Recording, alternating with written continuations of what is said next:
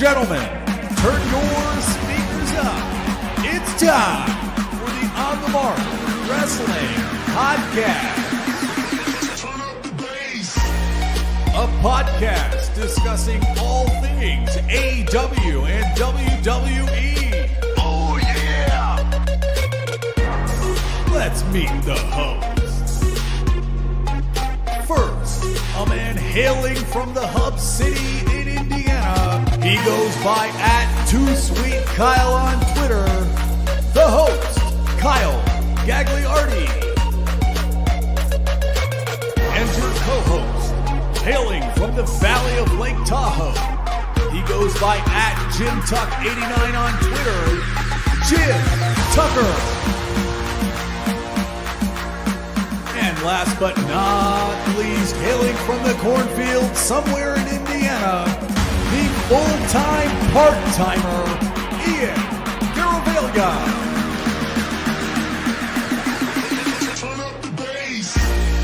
Be sure to follow us on Twitter, TikTok, and Instagram @PodOnTheMark.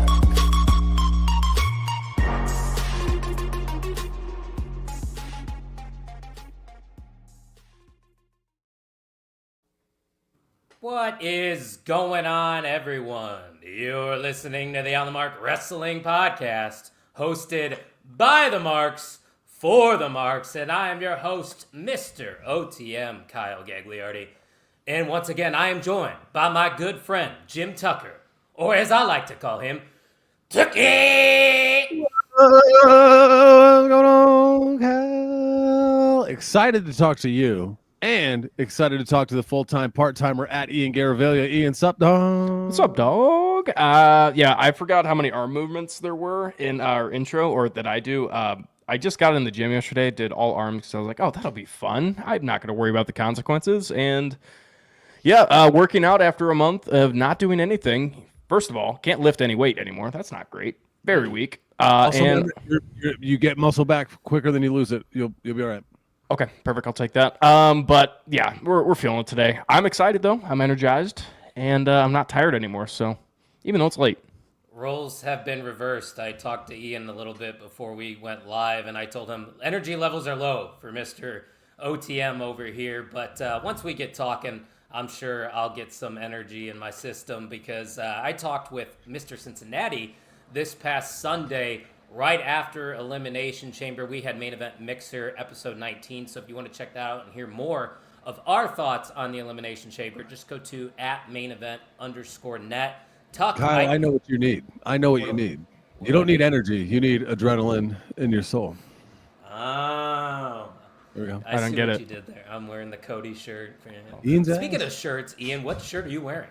Well, it's one of the hottest tag teams in independent wrestling. It's hot commodity. They Hell need to yeah. shave.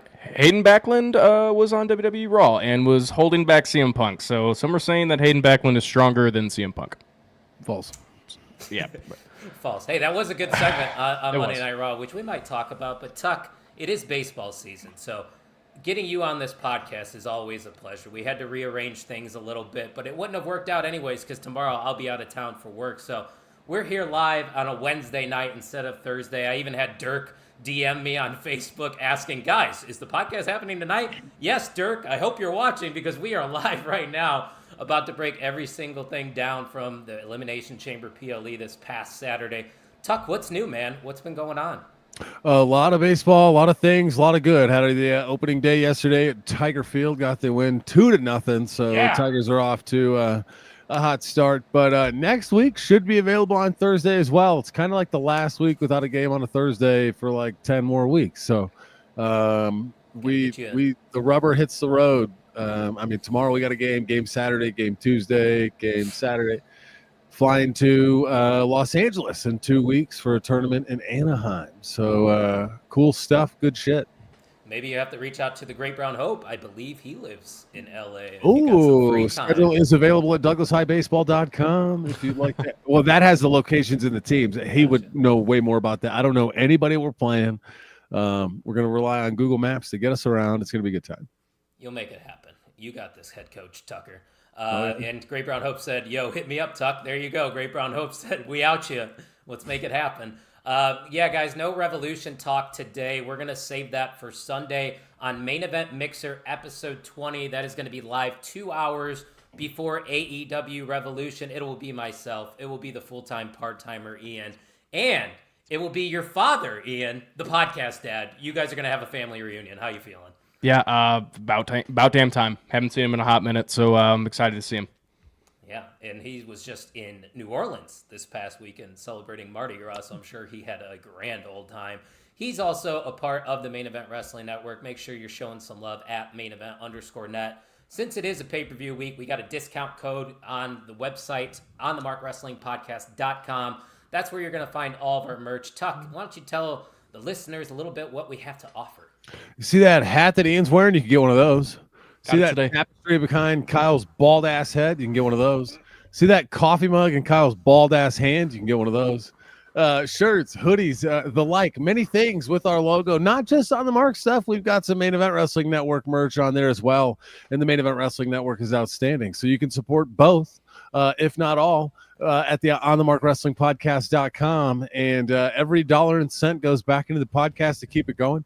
Little by little, 237 episodes in. That is kind of an achievement. Many podcasts don't make it past like 50, 20.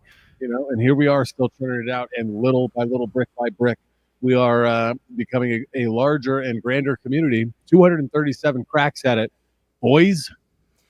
More than 5 years. I don't know if you saw the memory that I posted in the group chat today. 5 years ago today was episode 22, and the headline in the thumbnail had Velveteen Dream on it. Velveteen Dream. Things happen. We'll leave it at that. Apparently he was innocent, but we don't need to get into that conversation. Guys, don't forget nothing to do with it. Yeah, hit that subscribe button because we are on the road to 500 subscribers. And when we do reach 500, Tuck's going to be giving away another fig. He's got a signed Kurt Angle over there somewhere. Ian, we're getting closer to you potentially doing a 24-hour stream, man. Only 191 away. How are you feeling? Scared. Because so we're moving. Not to subscribe then? Oh no, please subscribe. I will have a really good time, and whoever tunes in, even if there's that's my biggest worry. It's gonna be like one person just the entire way through, just following along the journey, and that's about it. And then I'll be really, that wouldn't be good. Is one generous? I'm not sure. There may be some dark times in there with a zero, but I'll be sleeping. I'll hop in. I'll put it. I'll take a shift. Yeah. I'd come in for that stream. So if you want to see Ian stream for 24 hours. Many people in the Main Event Wrestling Network would make an appearance in that. You would not be on an island.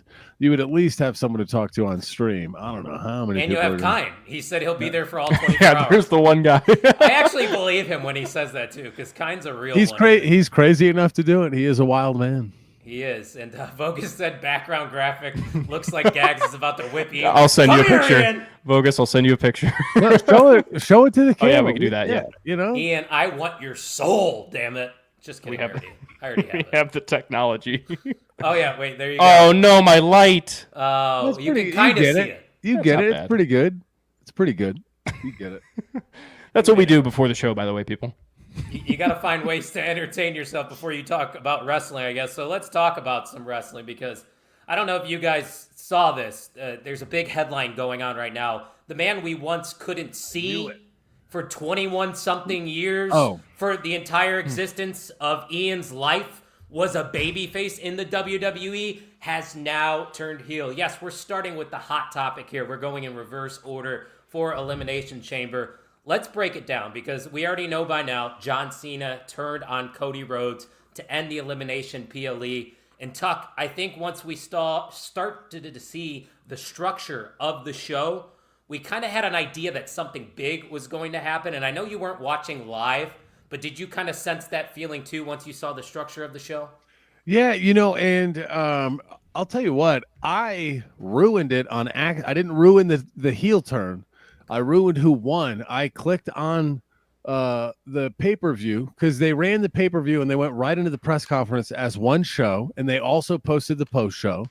So the show is over. I can't watch it. I can't start it over. I can go back like an hour and a half. So I click in. Triple H is talking. It says John Cena wins the Elimination Chamber. And so I thought like I thought he was going to win. I picked him. I thought he was the favorite. So that was just like, huh. But I thought it got weird for me as I watched, and he stayed in the ring when The Rock came out. And so it made sense that Cody came out and they did the stare down, but then we were supposed to can't see you to Cena, I thought, but he stayed in the ring, and that was when my spidey senses went tingling. It was a dark and lonely 12 to 14 hours for myself because I Twitter banned and Facebook banned myself. And so you had to leave left the group chat. Yeah, not out of disrespect. I did not indicate to anybody that I would not be live, and so people were enjoying wrestling as they would. I did not. It just some of those messages were pointing at big things, and I didn't want to get going. Like the first one, the first text was like, "That's a shock," and I'm like, "Well, shit, somebody's dead. I don't know what happened," because I didn't know the match order. I didn't know anything. Right. And it was relatively close to the start of the show, and I think he was pointing at the Jade thing, the Jade Naomi thing. Yeah. And so dark and lonely, but holy cow, goes on the press conference back at Survivor Series, was it? Royal Rumble, I think it was. No, before that, the one where he announced his retirement tour. Oh, it was after crap. Why am I forgetting? Bad Blood? It might have been Bad Blood, yeah. And he said they asked him any thoughts on turning heel, and he's like, "It's my last hurrah." He kind of planted his flag, and it shows you how much credibility John Cena has. Because I was like, "There's no way he's going heel. There's no way." But man, am I excited for it. Man, I mean, we saw the signs. The signs were there. I mean, even The Rock's gesture at Bad Blood, where he was holding up the 3 that John Cena always does for hustle, loyalty, and respect. And there's even speculation that there could be a third member joining this John Cena Rock heel stable that they got building. But Ian, I want to get your reaction. That is not Travis Scott. Which we'll definitely get to Travis Scott's involvement too in this heel turn. But Ian, I got to get your reaction to this because, like I said earlier, this is obviously something that you have never personally experienced. Well, nobody's experienced it because this is the first time Cena's ever turned heel. But yeah, I mean, we were all to. Oh, money to make. You don't have to acknowledge the comments. Okay. You guys were all pointing in different directions. I got really scared. Don't worry about it. we're live, pal. No, it was me, you, and Vogus sitting there, and it just went quiet. And we didn't know how to react because, I mean, I like to speculate things, but not on my bingo card. Did not even think that was relatively possible, maybe after Mania. Yeah, just everything about it was perfect. And at the moment, at the time, it kind of felt like it was out of nowhere. But then you start looking back at all of The Rock's appearances, and there were little Easter eggs that were hidden. No one knew. No one had any clue. I mean, there was a backstage fight with Rock and Cody, and the Cena truck was there. The only face you could see was Cena. Yeah. Well, there was another face on that truck. Stone Cold Steve Austin. Just what? Saying. Just saying. He's not turning heel. No way. No way. I know he's not turning heel, but okay. I could see a situation where Stone Cold tries to assist Cody Rhodes at WrestleMania because obviously we know. He just had a knee replacement though. Did he? Or a shoulder replacement. Wheelchair. He just had some shit done to him in December or November or something. Like he's a couple months away. I don't know how physical he can get though. Right. Kind said the second Cena looked at The Rock and The Rock signified it. It felt like the Cena dug into my mind and ripped my childhood apart and then kicked Cody in the balls. And another thing we haven't even touched on is the fact before Cena even turned, Cody's response to The Rock, "Go fuck yourself." And they didn't censor it or anything, but apparently the holy shit chants you could censor, but I guess what the fuck, you want people to hear that, right, Tuck? That should be the only F-bomb that they fucking show us for the next decade. Yeah, I agree. What a moment. Cena going heel was like people saying they've seen the Loch Ness Monster, maybe, but it's probably not true. And that's a good point, too, from Kind, because there was speculation. We discussed the possibility of somebody else selling their soul. Not Cody Rhodes, but John Cena's name was mentioned by a few people. It's just, you don't believe it until you see it. And this is one of those moments that we're going to be looking back on for decades on decades. Like, this is going to be one of the top defining moments in WWE history. Some would say this is the greatest heel turn of all time. I personally put Seth Rollins and the Shield's turn up there. And of course, you got to put Hulk Hogan when he joined the NWO. But now we have an interesting road to WrestleMania, guys, because we know John Cena's working as a heel. Cody, still a baby face for now, but Tuck, let me go to you first. And you don't have to give me your prediction because obviously we got plenty of time to get to our WrestleMania predictions. I sort of feel like now that John is presented as a heel, that he is a shoo-in to win at WrestleMania. Do you agree with that? I do agree. From my perspective, what is the sense of turning him heel to lose his first match? You know what I mean? I think heel John Cena wins the title and loses it because of him being a sellout at SummerSlam. Maybe that would be cool. We'll be there if the tickets aren't $5,000. Are the Mania tickets still egregious? $1,200 for, and they're not going to get cheaper with the whole Cena Rock thing now. Yeah, I'm gonna go check. And don't forget about Travis Scott, which, by the way, trust me, I don't know why he was there. Celebrity involvement has been a thing for decades, Ian. But are you offended at the fact that Travis Scott was a part of this segment? Okay, at first, absolutely. It felt like, okay, we're coming out here for Cody's big moment with The Rock. That's what we came into that segment. That's what we were expecting. And then you have Travis Scott. It looked like Cena was like trying to push him out of the camera because Travis Scott was just kind of going around everywhere. I think he lit about 3 blunts that entire segment. And it was like, okay, it's taking away the attention from what we're supposed to be watching right now. That's when I was like, okay, this is annoying. After the heel turn, though, it made sense. Or not made sense, but it felt almost right. It had value.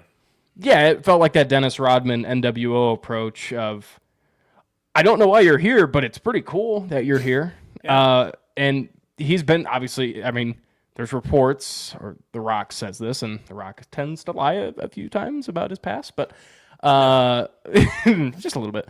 But no, he said that Travis Scott's been training in the ring. Hasn't learned how to throw a punch yet, a work punch, but he threw a punch, all right.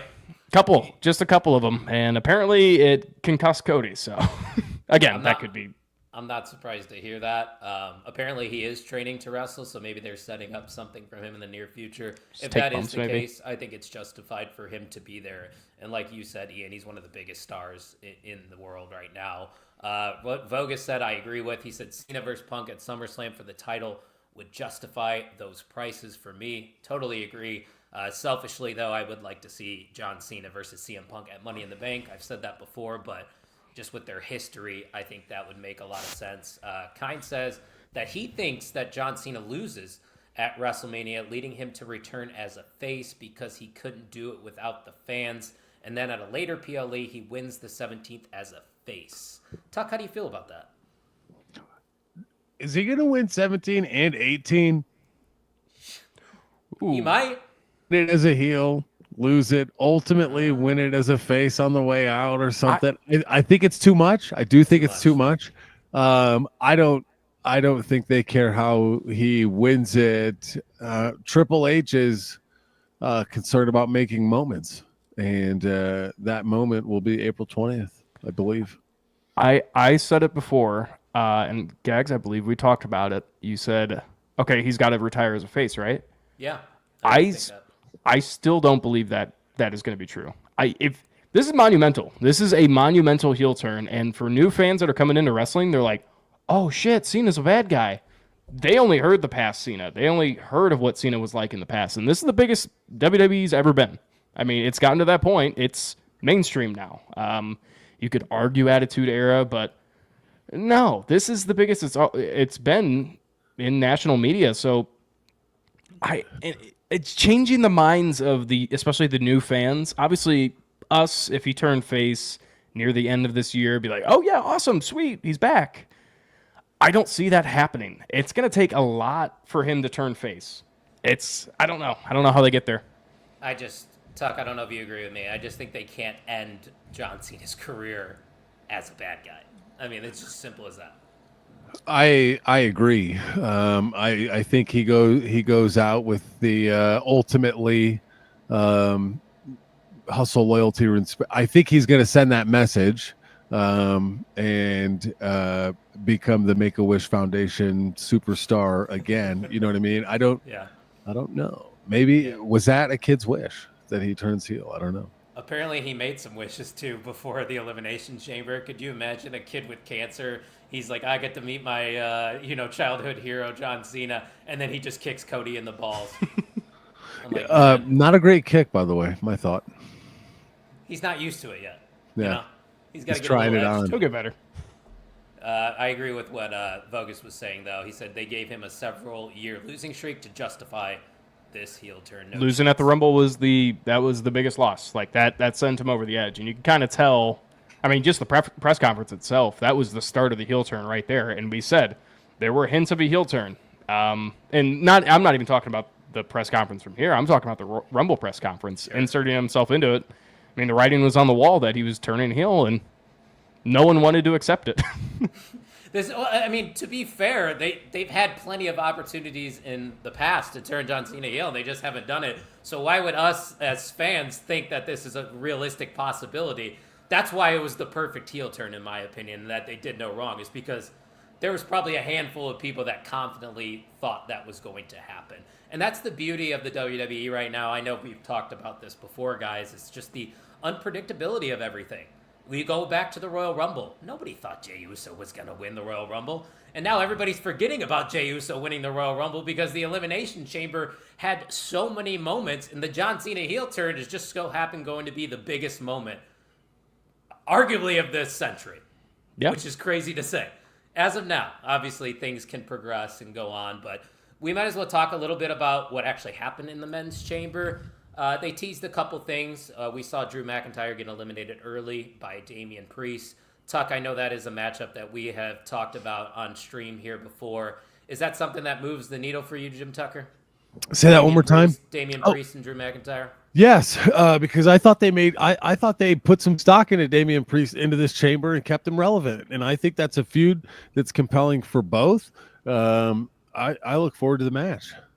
Yeah, I agree, Eric. Poor R-Truth. Can somebody please check on him? I don't know if you saw R-Truth's new Twitter profile, but it just says, "Why, John?" That's all it says. Why, John? Ian, I forgot what we were talking about. But, the men's chamber. And Drew McIntyre and Damian Priest. Does that match move the needle at all for you? Doesn't move the needle, mainly because I Drew McIntyre, absolutely. I still think he's in the best time of his career, and he's got his character absolutely nailed. Priest needs to sell it to me, though, because there hasn't been any development for him, in my eyes. That's fair. And it just, I don't know. It doesn't move me like when he was with Judgment Day, at the tail end of Judgment Day. Yeah, no, I understand that. What Kind said, this is something that Ian Vogus and I were laughing at in person. The best part of the men's chamber was Punk versus the Pod Light. Yeah, he kept picking it up, put it back, get a pop from the crowd. And it was a fun match, man. It had a lot of bright moments. Obviously, the interactions between John Cena and CM Punk were great. And Tuck, this wasn't an Elimination Chamber that had a lot of high flying, but with, the magnitude of the superstars that were in the match, I don't think it really needed to be a high-flying, brutal chamber, if that makes sense. No, they got the Logan Paul spot. Cool. All right, they played a hit, and then they let the dogs eat. With the star power in that chamber match, I don't know that it needed all of the extra festivities. You know what I mean? It was hard hitting. Yes. No, I totally agree. But that's funny that we brought that up now, because Kind actually is on the side of saying it was a negative, that there wasn't any big spots like usual. Obviously, you had that pod splash by Logan and Cena going through the pod. But did that bother you at all, Ian? Because I feel like we were still emotionally invested throughout. Yeah, no, and I think that's a key term. You have two different types of wrestling that people argue against, which is better, having character development go into a match or having, 6-star quality wrestlers in the ring. It's if you have both and those wrestlers don't put on a crazy show or death-defying show, but you care about them, you care about the feuds going into it, it's going to deliver. And I kind of disagree. There were a lot of good spots. I mean, Seth Rollins' stomp to finish the entire match as he's yelling, "Die, die, die." Yeah. Ooh, that's a pretty big spot, I would think. The Seth Rollins and CM Punk feud has been tremendous, and I'm glad that they revisited everything after Punk's injury, and now we actually are going to get a steel cage match next week on Monday Night Raw at Madison Square Garden, which I'm really excited about. Might as well give us our predictions. Tuck, who's going to win that steel cage match, or do you think Roman Reigns might show up? I don't know that there's a finish. I think it gets screwy. Like Roman? what? Yeah, makes sense. I don't know that they're gonna have a winner. This is a Mania. That's a Mania feud, right? Oh. So Ian, do you lean towards the triple threat or just a Rollins Punk singles match? Rollins Punk. We were supposed to get it last year at Mania. Rollins and Punk. I mean, I don't have much else to add. Where does that leave Roman, though, is the real question, then, because you have to have Roman Reigns on your WrestleMania card. Where's the rest of the Bloodline right now? They're not on the card. They haven't had a match set up. We still have a lot of time. I think we're going to get Solo and Jacob. Yes. I think we're going to get that. And Tribal then, what's the Roman Reigns of it all? That's the only reason why I say triple threat. The Roman CM Punk favor with Paul Heyman. Has that cashed? Is there what does that look like? We still don't know. So like the Great Brown Hope saying, Punk cashing in his favor, Roman takes Punk's place in the match. That's another way of going about it. That you can't leave Punk off the card. Yeah, I was gonna say I don't know about that one. The whole story with CM Punk was him trying to get that WrestleMania main event. And speaking of Monday Night Raw again, his promo on Monday Night Raw was fantastic. That was Pipe Bomb 3.0. Not as aggressive or, negative, I guess you could say. Well, it wasn't as consequential. You know what I mean? That's the word I'm looking for. It had this different, aggressive, kind of vicious energy. I can get in with Roman Rock if that is the case. Yes, I can do that. How good is that wrestling match, though? We know the story going into it. How good is the actual wrestling? Be good enough. I would hope. That's all. That would be the only issue I would have. At that point, then you can make that triple threat. I think The Rock's going to be tied in with the Cena thing. Yeah, that's his WrestleMania appearance, I think. Yeah. I guess we'll see. Like we said, it's very unpredictable, so they could throw another curveball our way, but a very strong men's elimination chamber. Once again, we're going in reverse order, so let's get to that unsanctioned match between Kevin Owens and Sami Zayn, and what a match this was. Ian, we had a lot of excitement and expectations for this, and we talk about this all the time. Just for the sake of brutality for no reason, that happens a lot in wrestling, but this was a brutal match that made sense because these two have such a deep-rooted history. How did you feel about this match here between these two guys? I mean, there's not much else you could say other than it was fantastic. Everybody knew the story going into it and knew the history behind the two wrestlers going into it, and they had a lot of throwbacks to their NXT matches, previous feuds. It was satisfying for the diehards that have seen matches like this between the two, but also, again, if you've never seen a Kevin Owens versus Sami Zayn match, you want to see more, which is kind of why I'm like, is this the end? Obviously, like, the actual match was brutal enough that, okay, yeah, this could finish off a feud, but again, said it before, I could see this going all the way to Mania. It's just how do you top that? It's not going to Mania. We know what happened after the match. Randy Orton came back to a really good ovation to confront Kevin Owens, so that looks like to be on the horizon. But this match itself, Tuck, I don't get into the stipulation matches that much, like the no holds barred and unsanctioned, for example, but for some reason, man, this one just felt different. And then maybe it's just because of that history, but for me, this was match of the night. Well, I agree. And I also think, not moment of the night, match of the night. I thought Sami Zayn was going to win it a couple times. And so that made the match even more compelling. I thought Kevin Owens was going to win, but Sami Zayn had some runs in there too. And then the Randy Orton of it all, which was kind of put on the back burner with the news coming out of it. I was going to say, I'll be honest, I said it would maybe go to Mania because I completely forgot Randy Orton showed up. So much that happened. Yeah, and it's no fault to Randy Orton. You could vouch for me. I was extremely hyped that it happened, but I was like, yeah, I kind of forgot about that part. You know what's funny? Randy Orton, the last two times he's returned, has had a moment overshadow his return. He came back at Survivor Series 2023. CM Punk shows up at the end of the show, and then he returns at Elimination Chamber, and the biggest heel turn in the past 25 years happens. So, I mean, we still love Randy, obviously, but Kevin Owens going over here makes a lot of sense for me. I'm curious on what you guys think is the direction now for Sami Zayn, because I know where I want to see Sami Zayn go at WrestleMania. Tuck, you go first because I have no clue. I also don't have a clear-cut path. I'm interested in Kyle taking the floor. No, you got it, Kyle. TikTok, Karrion Kross. It's got to be Karrion Kross. He's been pulling the strings behind the scenes. He's been trying to get to Sami Zayn. Sami just lost the biggest match of the year. I think they need to have that match culminate at WrestleMania. And the work that Kross has been doing has been great as of late. Yeah, and according to him on Twitter, it seems like he's been writing the entire show because he's claimed that he knew everything was going on all along, which is actually, I like it. I think it's a cool part of his character. And there's been little Easter eggs with every single feud. There's something about, like, how he wears his hair. Depends on who he's having. No, like, it's a legit thing. Sami Zayn, when Sami Zayn wrestles, or he used to have the thing with the bloodline where he put his hair in a bun. He had his hair in a bun then. AJ Styles segment, he had his hair down. Very magnificent hair, and it was very noticeable. And AJ Styles does the same thing. So, yeah, it's the small stuff like that. It's selling to me, and it's... I just don't... I don't know. I'm interested to see how it plays out over the next, 5 weeks or whatever. How about that barbed wire chair? That was not gimmicked. He took that face bump, and it was brutality. And then the double table spot on the outside. They went outside of the ring, obviously. The match had it all. And if it's not on your match of the year list, I think you're just a hater because that one was terrific. Let's go to the chat, though. Kind said this match was absolutely incredible.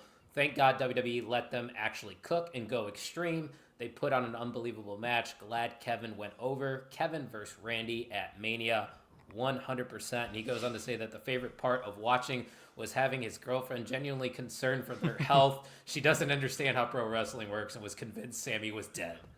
I mean, we know how wrestling works, and I think we thought Sami was dead. There were a few times there were some bad bumps, and it was like, ooh. Like, the thing is, I don't grimace a lot in professional wrestling or, like, cringe, but there were multiple times, and I looked around the room, too. We were watching it with Vogus and Aaron.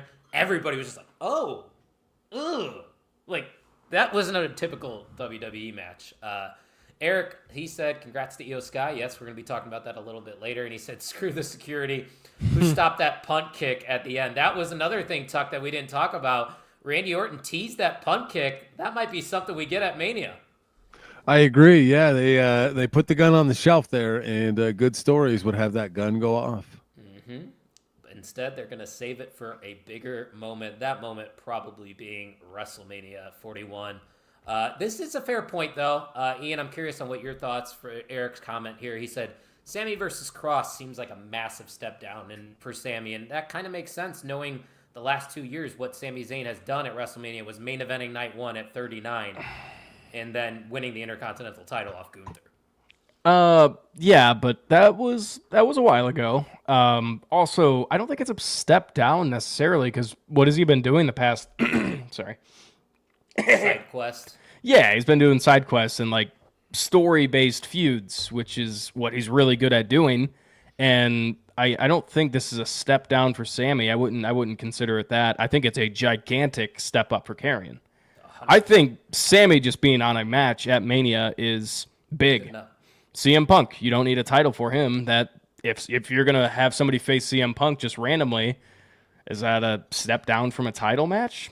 I don't think so. I think it's a big spot for anybody. I think that's well put. Yeah, just being on the card itself is an accomplishment. And Karrion Kross is a guy that I believe he got his first WrestleMania match last year in that multi-man tag with the Street Profits. So this would be his first singles opportunity if that match were to come to fruition. We will find out, though, in the coming weeks. Paperclip Mike in the house from the Main Event Wrestling Network. Mike, appreciate you stopping by. He was a part of the Main Event Mixer last Saturday, previewing Elimination Chamber. And Tuck, I think you'll get a kick out of this, little behind the curtain story for you. We obviously had never interacted with Paperclip Mike, and he joined the stream right when I hit the live button. So our first ever interaction was just live on stream. Hey, Mike. So now we're friends. Now we know who Mike is, but it ended up working out. Great Brown Hope said Sammy got his share of main events, and this year's Mania is stacked. Sammy and Cross will be great to fill a mid-card. And I think that is very well said, Great Brown Hope, as he's on his way to the Clippers game, still watching the podcast. There is no excuse, guys. So make sure you hit that subscribe button because we are on the road to 500 subscribers. We currently sit at 409. Just tell one person, as the Wrestling Junkies podcast would say, about our show if you're enjoying it. And make sure you're following us at Pon on the Mark so you can stay up to date on what time we will be going live. Like Tuck said earlier, probably going to be live on Thursday next week because he'll be able to make it. But boys, let's move on here to a matchup that, it wasn't that bad. Let's be real. I saw a lot of people crapping on Trish and Tiffany defeating Nia and Candice. I just think on a card that had so much happening, Tuck, that this was just a moment for Trish in her hometown. And like I said, the match itself really wasn't that bad. I'm not sure why there's so much negativity surrounding this. Yeah, it was fine. That's it. You know what I mean? It made sense. The friendship between Trishy and Tiffy seems a little forced, a bit inorganic to me. But the match is fine. It made sense. It's a business. Get it in. I kind of skimmed through it. I didn't watch the whole thing in the replay. Ian, I'm sure you did get a chance to watch it back, but this is kind of just, unfortunately, it's just how the card laid out, Yeah, I let my opinions be known on our prediction show about this match. I did not like it. Tuck, I think that's a perfect way of putting it. You mean it's going to be Tiffy and Trishy? I hate, stop that. No, I think my biggest takeaway from this match, obviously we knew that Trish was going to get a lot of shine during the match, but it was almost like she got too much shine over your women's champion. Seriously, I want to see, if somebody has a breakdown and wants to watch it back, because I'm not going to watch it back, and see who was in the ring more, Trish Stratus or Tiffany Stratton. I think it would be like a 75% to 25% Trish was in the ring and legal. It was weird. Crowd, didn't we also think that the crowd was more behind Tiffany than they were Trish?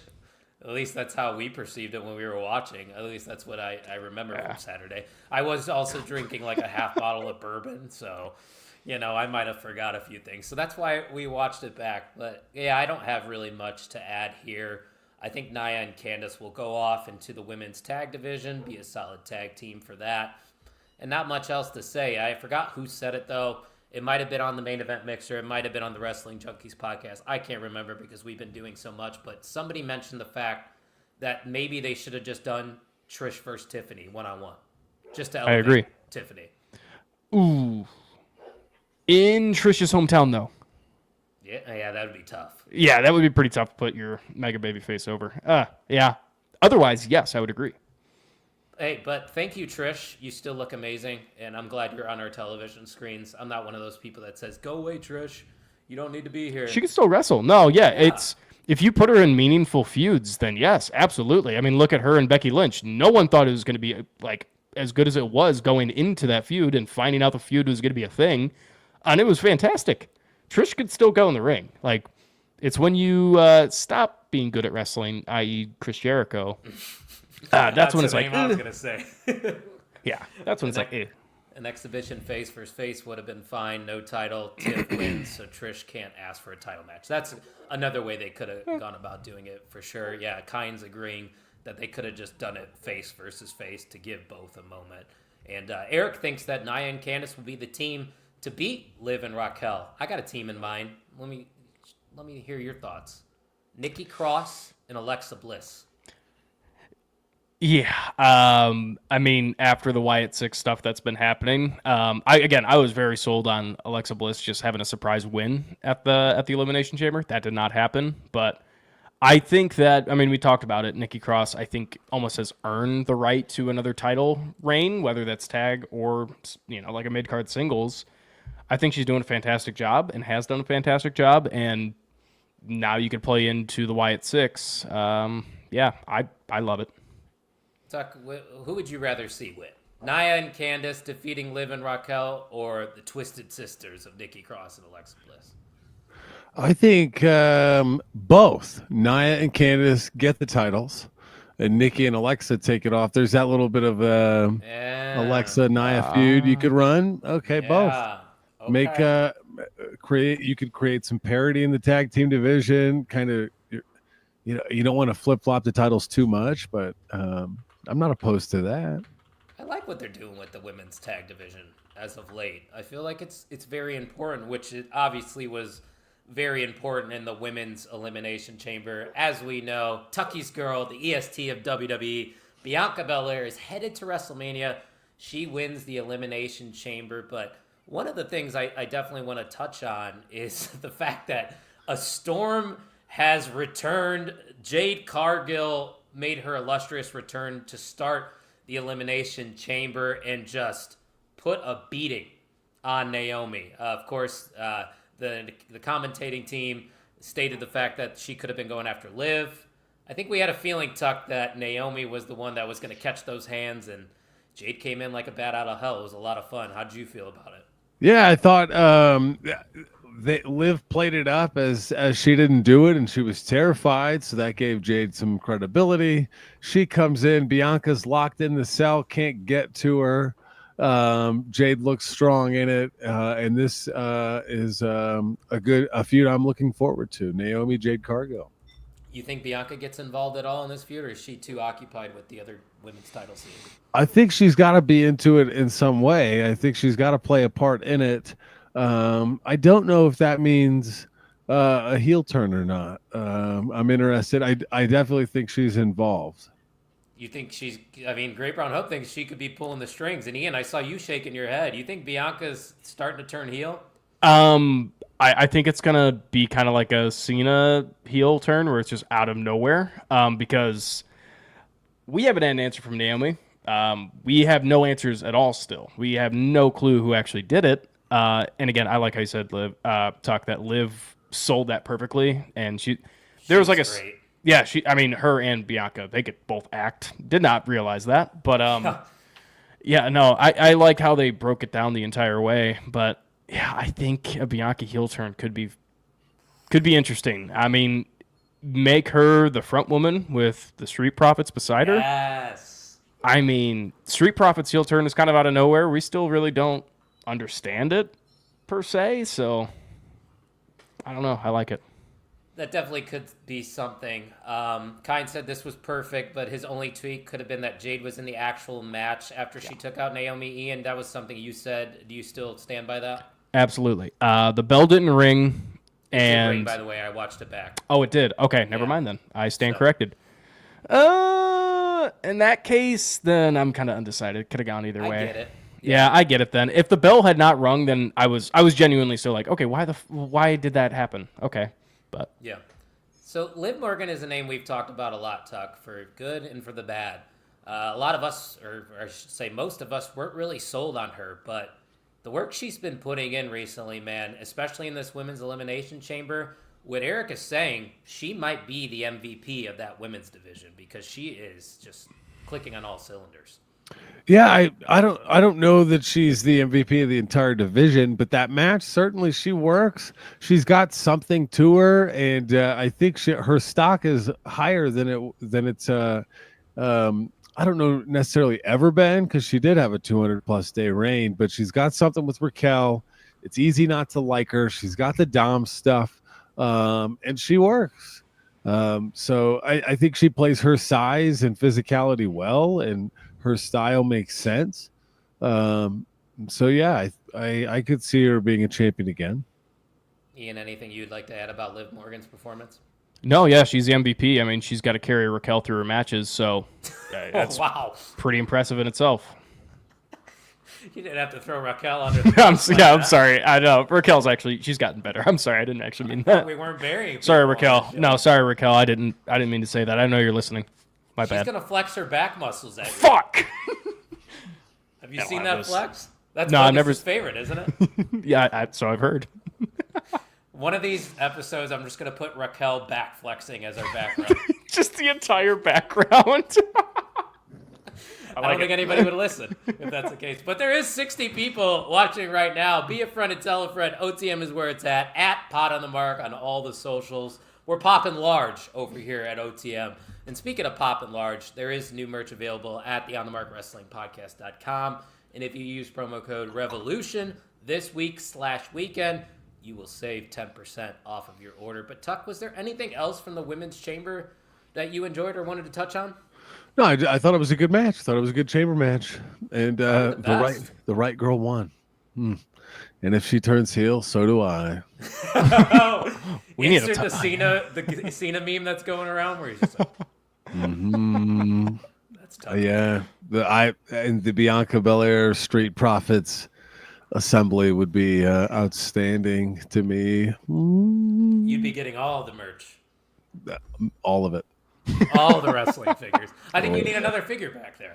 My CM Punk one will be here that I ordered 390 days ago. We'll get here this week. Why did it take so long? Well, the Zombie Sailor Toys is a small creator, and that was the one that pre-order CM Punk and get a Larry the Dog with it. Oh, I remember you telling me about that one. Yeah, it's been forever. I mean, they've just had delay after delay, but reputable company. I don't, they're not scammy, but this could be the best Zombie Sailor figure they've ever done, in their opinion. And you can't buy it, pre-order only. We'll have to see it then. You're gonna have to show us whenever it arrives. But Ian, anything else from the Women's Chamber that you wanted to touch on? Not from the Women's Chamber. It's about the same opinions you guys are having. I just wanted to point out my upstairs neighbor is 9:46, and they are vacuuming. Just want to point out. It's not 10 o'clock yet. Quiet hours. They're putting the night away. Yeah. I run my Roomba at any time. They're waking up to a clean floor. You're mad about that? It's on me. Let's see you clean your place, Ian. I have a Roomba, actually. I got a Roomba now. I could turn it on and it's going in the background. The Roomba makes the world go around, brother. A Roomba at my house goes for like 3 minutes until it's just absolutely filled with dog hair. So it's useless. I figured. You got 3 dogs over there? 2. Rest in peace, Toby. Wait, did I miss that or did you tell us that? That was over a year ago. I was going to say, yeah. It was a while ago. It was a while ago. Well, pour one out. He's in a better place, I understand. No more diapers. Because for a little bit, I had 2 in diapers. Yeah. Yeah. The dog and the baby. Yeah. I was gonna say, speaking of dogs, you guys will be seeing my dogs here pretty soon. They'll be in the background. Yeah. Big fan of Wyatt. Wyatt will lay down right there, I'm sure. That's Big Bray Wyatt right there. He definitely. That's actually a good nickname. Yeah, I like that. Overall, though, guys, man, that was a tremendous PLE in my opinion. If I were to give it a letter grade, it's an A, 95 out of 100 for me. The only reason I take a couple points off is because of the women's tag match, but everything else, you had moments. You had Randy Orton, Jade, John Cena turning heel. Tuck, what else could you have asked for? No, I thought it was great. I thought it was a great show, and they didn't bog it down with more bad. It was not a 7-hour run, Yes. Good show, a lot to come out of it, and they certainly gave us enough fuel to get us to WrestleMania, with it being a few weeks later than it usually is. So I think they did it right. Isn't it funny now, Tuck? You remember those people that were chirping, "Oh, this build to WrestleMania is not that good." How do you think they're feeling now? That was a valid argument then, though. I agree. It was early. We were hoping for it to heat up a little bit quicker, but now that the blocks are coming into place, still weeks ahead of time, I'm excited. Me too. And Kind's giving it an A as well. Ian, what about yourself? Yeah, 93, 94, somewhere in there. I mean, besides the tag match, which was a momentum killer for me, yes, it was. Everything was spotless. It was incredible matches, incredible winners, incredible turns. All of it was awesome, and it set so many blocks for WrestleMania. Yeah, and I think there's probably a 95% chance that the Elimination Chamber PLE will be a nominee for PLE/pay-per-view of the year, just based off of everything that transpired and set the table, like Tuck said, for WrestleMania 41 happening in Las Vegas. And hell, we even have a really strong card coming up this Sunday, which, by the way, guys, if you are looking for AEW talk, nothing this week, but you can join Ian and myself Sunday, 2 hours before AEW Revolution for episode 20 of the Main Event Mixer at mainevent_net. And while I'm shilling, guys, give a follow to the newest show on the Main Event Wrestling Network, hosted by myself and Jay Gold. Our debut episode will be live next week after NXT Roadblock, which what a way to kick off a show, because that card is looking outstanding. I can't wait to sit down and talk with Jay Gold. So if you're an NXT fan, you can find us on X at NXT Night Shift. You know, it's going to be really funny because obviously they stole OTM from us. But imagine they come out with a PLE named NXT Night Shift within the next 2 years or so. Let's get the merch out now. Let's get the merch out now. All right, new merch coming this weekend, guys. Working on some night moves. Yeah. Bob, Kite said, I Bob just Saget. cannot wait to see heel Cena live, probably a Punk versus Seth brawl somehow. Roman Reigns is there, and hey, why not bring The Rock too? Yeah, they're going overseas here very shortly, and Kine's going to be there, so I'm excited for you, Kine. You get to experience the road to WrestleMania. What you got? I just want to say I don't think you're going to see Cena until WrestleMania. You got to keep him quiet, He's right? he's confirmed for 3 Raws overseas. Oh. But don't Never say mind. a word. Just Don't stand tell there. it. Yeah. I can't wait to see the presentation of heel Cena. He's coming out to The Rock's entrance. You're not getting Cena's entrance. There's he a came heel out to Cena theme out there. I know, Bad Man, but it's such a good song. It's like It is a good song. Tuck, you heard that? The Bad Man from John Cena? No. I didn't know. Listen to it. You would like it. Yeah, well, I know I'll that send it for a to you fact. after the show, because it could work perfectly. Which show is Kine going to? Kine, let us know which one you're going to. I'm assuming it's in Scotland? I think Glasgow, Scotland. it might be in Scotland. Monday, March think- 24th. Cena confirmed. OVO Hydro. I don't think Kine isn't in Scotland, correct? Oh, maybe he's not. London, I'm England? thinking of Robbie. Yeah. Yeah. London, England, March 31st at the Yep, O2. there it is. Raw Yeah. and SmackDown in London he's going to. And yeah, by the way, speaking of Kine and Robbie, show some love. They just brought back the Turnbuckle Talk Zone. Kine, you could put your handle in the chat, because I'm not sure what it is off the top of my head, but good to see those guys back to doing their thing. Yeah, he does even drop some F-bombs in that song. But there is one more thing I wanted to touch on. Pretty big news from Monday Night Raw, and it was a great episode of Monday Night Raw. But let's go to the main event, because we have a new women's champion going into WrestleMania 41. A move that a lot of people didn't see coming, but if you listen to the pod, we did discuss the potential of there being a triple threat. But I don't think any of us saw Io Sky actually winning and defeating Rhea Ripley there. Tuck, this throws a wrinkle into the road to WrestleMania. Do you sit on the fence of Team Triple Threat, or do you really believe that this could just be an Io and Bianca singles match at WrestleMania? I have planted my flag firmly in the Bianca Belair versus Rhea Ripley camp. That is the only thing I want. That's all that I desire. No Io? What a bummer to me. Yes, I love She's Io. I don't- great. No. Were you excited or shocked, or how were you feeling when you saw this? I was like stink face to me, because I was looking so forward to Rhea Ripley versus Bianca Belair. I didn't even have it on my radar that Io Sky was an option. I'm sure I will warm up to it perchance if that is what actually happens. I am not convinced Io holds the title to Mania. That's a possibility, Ian, but what a strong match it was between Io Sky and Rhea Ripley. And it got a really good reaction, too, from the live crowd. Maybe that's just because they changed the title, because I'm sure not many people wanted to see Rhea Ripley lose that title. But how you feeling for the potential of a WrestleMania triple threat between those three women? I think they almost kind of need a triple threat around a title, because it's been a while since we've had multiple going for one single title. Obviously, we've had the multiple tag teams going for a title. We had that at WrestleMania a few times now in the past several years. But the triple threat or the fatal four-way, it's been a while since we've had that, especially for the main title. There's talks about unification of the women's titles, which I don't know how I feel about that. I don't think that happens at this Mania, but yeah, I mean, the backstage segments of Rhea Ripley, emotional. Yeah, perfect way to put it. Smells like a heel turn. May not be a heel turn, but there's something there that could progress them to that triple threat, which is always good. It wasn't just a clean Io win. I mean, it was, but there's backlash to it. So, yeah, I'm intrigued by it because Rhea basically kind of gave Io this title shot because she felt bad for Io because she kind of cost her that Elimination Chamber spot. So there's a story to unravel here, and I think they can build it.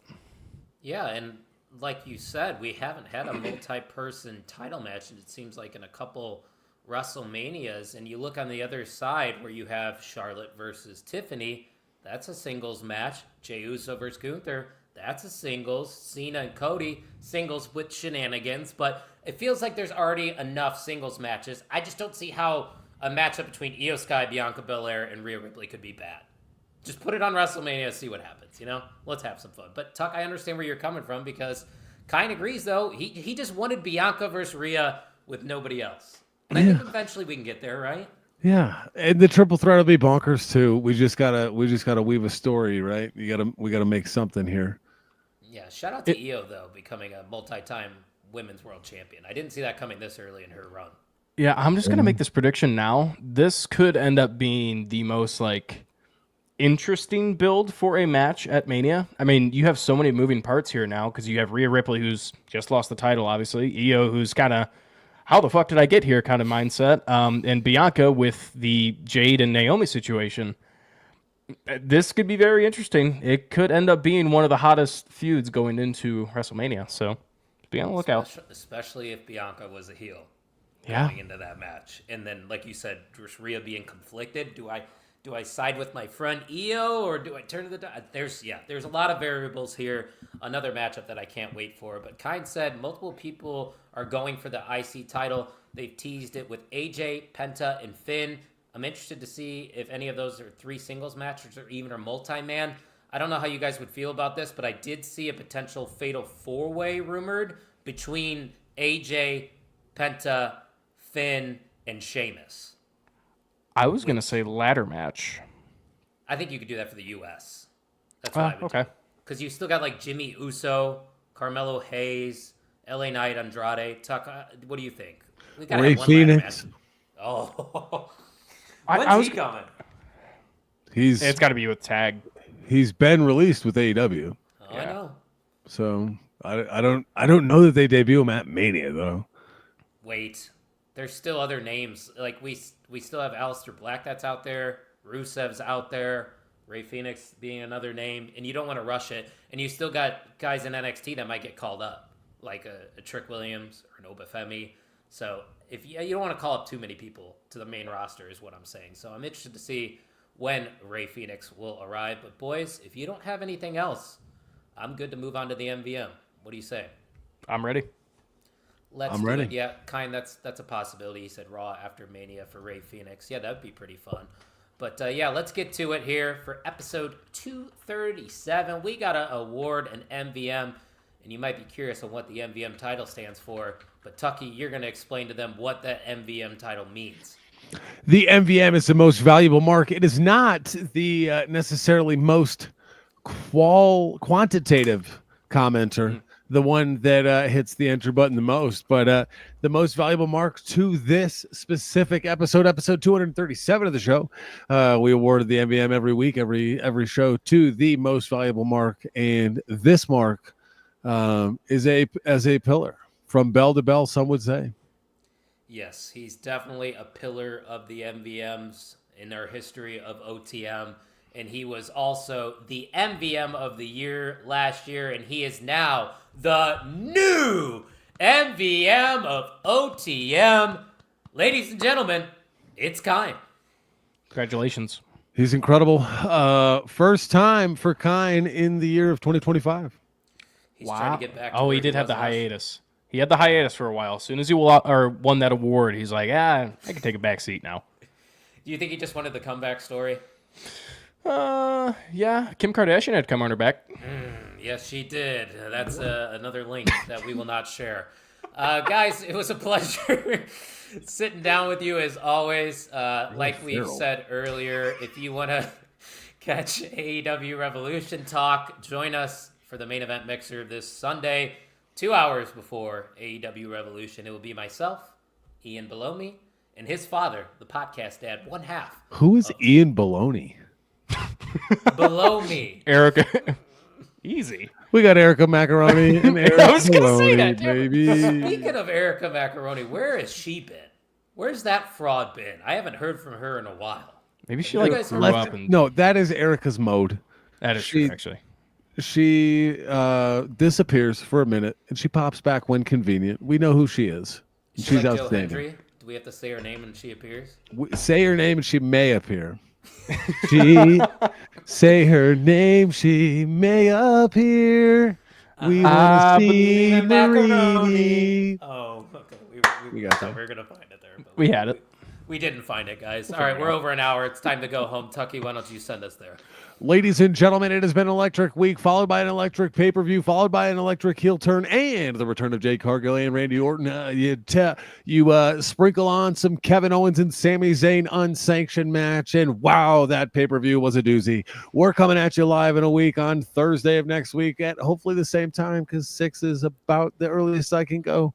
Make sure you visit the OnTheMarkWrestlingPodcast.com. Enter code REVOLUTION to save 10% on your purchase this weekend. We got AEW Revolution coming up. I'm looking forward to that. Hit that subscribe button for more, and tell a friend. Be a friend, tell a friend. We got 71 people in here. If you told 71 others and they hit that like and subscribe button, that would be incredible. We got the Main Event Wrestling Network Mixer, episode 20, live this Sunday, 2 hours before AEW Revolution. The guy below me, the full-time part-timer, the guy next to me, Mr. OTM, are going to be joined by the podcast dad from the Wrestling Junkies podcast, proud part of the Main Event Wrestling Network. And that is at mainevent_net on the socials. It is a great time to be a wrestling fan, ladies and gentlemen. Until next time, thank you for listening to the On the Mark Wrestling podcast.